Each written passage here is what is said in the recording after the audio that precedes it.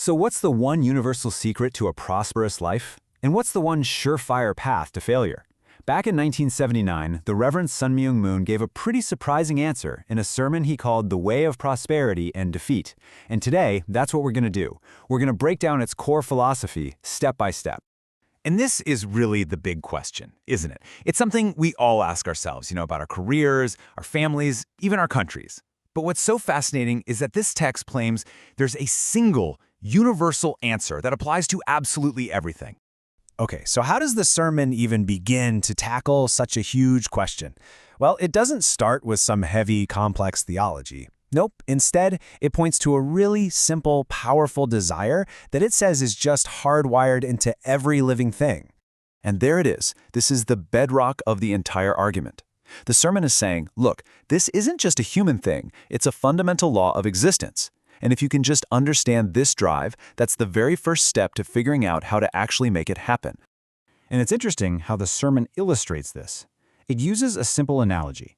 Imagine it's a rainy, gloomy day, and you feel down. The text argues that if you can find a way to feel bright and positive in spite of the rain, you've taken the first real step. It's all about winning that internal battle before you can ever win the one on the outside.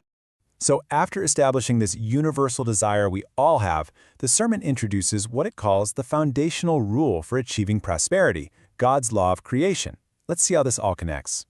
To really get a handle on this law, the text frames everything around this one central question.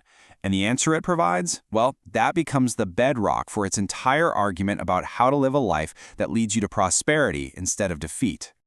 And here is the answer, which honestly might be a little surprising. According to this sermon, God's ultimate purpose wasn't just to create humans, it was to create love. The text argues that love is actually a greater force than humanity itself, and it can only be fully realized when man and woman come together in unity. This quote really makes it crystal clear. In this way of thinking, love isn't just some feeling. It's the only mechanism, the only possible pathway for anything or anyone to connect back to God. Without it, that connection is completely impossible. Okay, so if unity through love is the path to God and prosperity, then what's the path to defeat? Well, the sermon introduces a counterforce, an antagonist, with a very, very specific tactic. This slide just lays out the core conflict so perfectly. On one side, you have God's goal, unity. And on the other, the counter-strategy, separation. It's pretty simple, right? If God's whole plan is about bringing things together, the easiest way to mess it all up is to just pull them apart. And this is a really crucial point. The sermon argues that the biggest threat isn't some big, flashy war or obvious destruction. It's something much quieter, more insidious, just driving things apart. And why? Because separation is the perfect kryptonite to God's law of creation. All right, so now we get the problem, it's separation. So what's the solution? The sermon lays out a very specific practical method. It's a two-part process it calls observe and digest. This is the core instruction of the whole sermon. It's an active process. You don't just ignore negativity, you don't fight it head-on, and you certainly don't run from it. Instead, you're supposed to face it, understand it, and basically metabolize it internally to create unity right where there used to be conflict. So let's break this down. Step 1, observe. You see the conflict, the negative situation, clearly. Step 2, digest. And this is the key. You absorb it without lashing out, without hitting back. Then, step 3, unify. By winning that battle inside yourself, you actually align with God's purpose. To really hammer this home, the sermon uses this pretty intense thought experiment. Imagine a woman who has to accept the only man on earth, even if she really dislikes him. By digesting those negative feelings, she creates unity.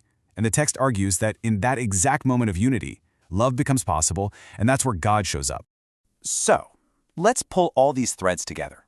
We've got the law of creation, the thread of separation, and this method of observe and digest. How does all of this get us to the final path to prosperity? The logic here is actually pretty straightforward. If you follow the law of creation by constantly creating unity, you're actively helping God fulfill His purpose. And because of that, the sermon concludes, God will protect you and make sure you prosper. You rise because you're aligning yourself with the fundamental force of the universe. To make this less abstract, the sermon points to Jesus as the ultimate example of this principle in action. It argues that Jesus lived this out. He unified people across race and law. He digested his enemies, including the Roman Empire that crucified him, and the result, the sermon says, was that his movement, his religion, prospered. And that, right there, is the big takeaway.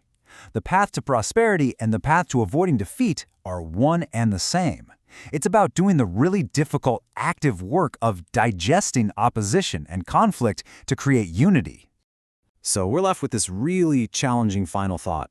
The text proposes a pretty radical way of dealing with conflict, not just tolerating it, but actively absorbing it to create unity inside yourself. It kind of makes you wonder, in a world that feels so divided, what would it actually look like to digest the opposition today?